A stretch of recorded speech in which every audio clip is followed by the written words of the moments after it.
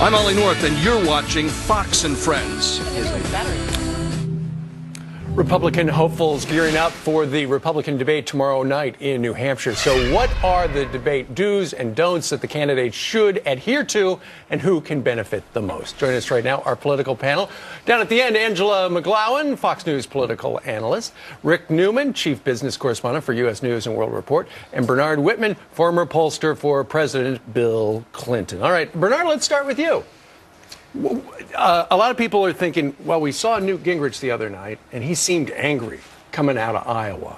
Is angry Newt going to be there tomorrow, or the old Newt, who we fell in love with at all the other debates? My recommendation for Newt Gingrich is don't be Newt Gingrich, because if he goes away, licks his wounds for 4 days, and lets Rick Santorum take the true conservative position, that would be sort of shocking. What Newt Gingrich needs to do is he needs to play the high-minded, I'm smarter than you are professor stick, which he's so good at. Which is so good at.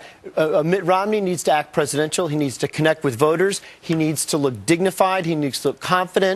When he gets attacked, he needs to deflect it in a very strong manner. He needs to look amused. He needs to focus on Obama. Angela, there was one debate where Mitt Romney, everybody was beating him up like a piñata, and I would imagine everybody's going to try to do that again tomorrow night. And he seemed to get a little ticked off. He needs to stay on message and don't rise to an occasion when there's no occasion. I mean, he has it right there in his hands, and instead of running against Newt, running against Rick, he needs to run against Obama. People want answers. People want solutions. They don't want the fighting anymore. Now, Obama wants to see us fight, wants to see Republicans fight. But if I were advising Mitt Romney, stay on message. And Rick, what about that? Do people at home, I know they want to winnow the field down to one or two people, but do they like it when one candidate just whacks the other candidate right upside the head? Well, I think they do. These debates have been very popular so far, haven't they? I mean, it's been one of the more encouraging things about the whole campaign so far. Romney seems pretty unflappable, frankly. I mean, he has stayed on message. He has been very clear. He has been going after Obama. He's been acting like the nominee.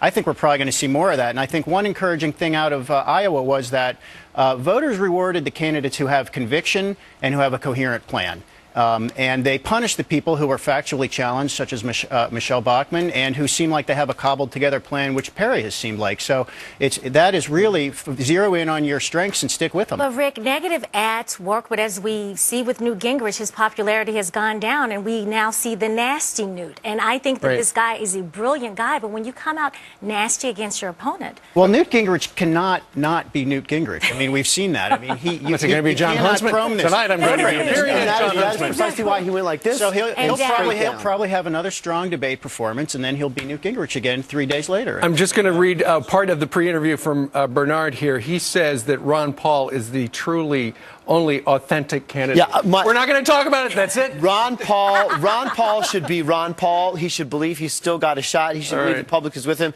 which they clearly are not. But say what you will, he is the only truly authentic guy in the race. He's entertaining. Okay. He is indeed. All right. We'll continue the conversation with the panel in a moment. President Obama's approval ratings now aligning him with past presidents who lost re-election. Does that spell trouble for that guy waving? We report. Our panel will decide. And Jesse Ventura learning a painful lesson in patriotism. Don't trash talk America in front of a Navy SEAL. The former governor gets dropped. I'm not crazy, I'm just a little unwell. I know right now you can't tell, but stay a while and maybe then you'll see a different side of me. I'm not crazy, I'm just a little impaired. I know right. According to the Gallup poll, President Obama's current approval rating is 46%. That is the exact same rating President George Herbert Walker Bush and President Gerald Ford had in their re-election years, and you know what? They both lost. In fact, only Presidents Nixon and Clinton got re-elected with approval rates of less than 50%. We're back with our political panel. Well, Angela, with these, we should point out that apparently the president got a bump before Christmas. It has since disappeared, and the week between Christmas and New Year's Day, he's back in the low 40s. Can he get reelected with a number in the low 40s? Yes, he can. And we cannot underestimate this guy. He's a great politician. He's Machiavellian. He will do whatever he needs to do to win, because it's about Obama. It's about self-preservation.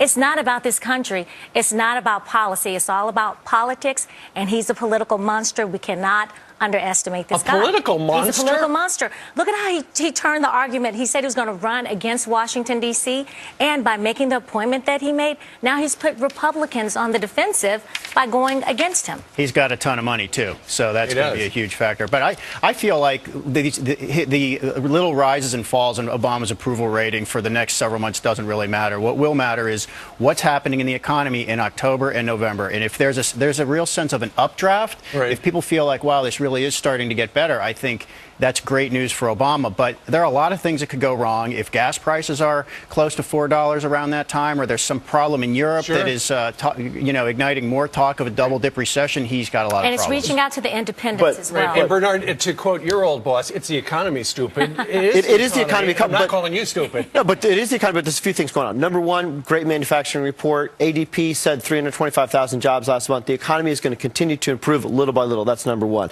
Number two, the weak GOP field, when Obama starts campaigning in earnest in the spring and starts saying, you know what, I did what I said I was going to do. I halted a Great Depression, number two. I saved the auto industry. I ended pre-existing conditions. I got us out of Iraq.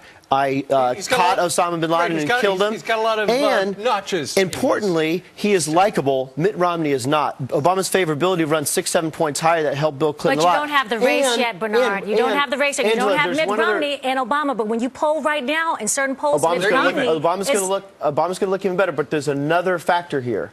What's going to happen is we're going to have a third party, third alternatives. That's going to lower the required vote. I hope not. I suspect that the winner will ultimately take the presidency with 46-47% of the vote, which is exactly where Obama's approval rating is. If we have a third party, then you know what Barack Obama needs? What? Hillary Clinton. Hillary Clinton should be his vice president, not... then he'd get about 52. It's not going to be second fiddle. That's a dream. Hillary's just going to stand back and watch it all happen, and she's going to run next door. There you go. All right. Great debate this morning. Angela and Rick and Bernard, fantastic. Thank you. Thanks, Stu. Have a good weekend.